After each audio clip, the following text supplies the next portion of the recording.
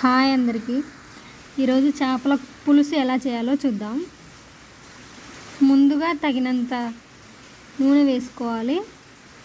అది బాగా కొంచెం మరిగాక అందులో తగినన్ని ఉల్లిపాయలు వేయండి. ఆ ఉల్లిపాయలు కొంచెం లైట్ గోల్డెన్ కలర్ రావాలి. అలా వచ్చేంతసేపు కొంచెం ఫ్రై చేయండి.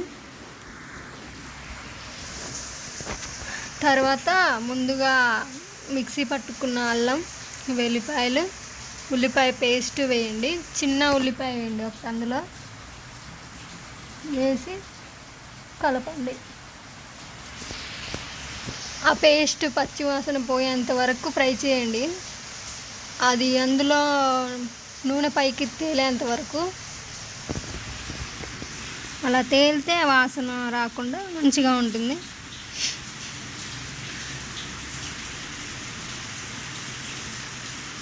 తర్వాత దాంట్లో తగినంత పసుపు వేయండి.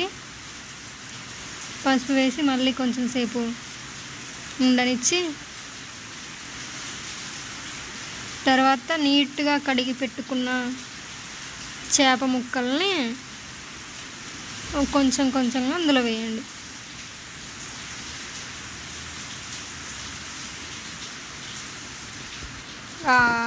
అల్లం పేస్ట్, ఉల్లిపాయ వేయడం వల్ల కొంచెం గ్రేవీ లాగా ఉంటుంది.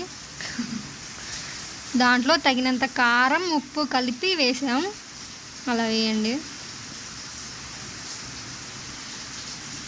దాంట్లో కొంచెం జీలకర్ర పొడి వేసి ముక్కలకు బాగా కలిసే విధంగా కలపండి. దాంట్లో ముందుగా నానబెట్టుకున్న చింతపండు పులుసుని వేయండి. తర్వాత దాంట్లో ఉడికేంత వరకు నీళ్ళు పోసి బాగా ఉడకనివ్వాలి.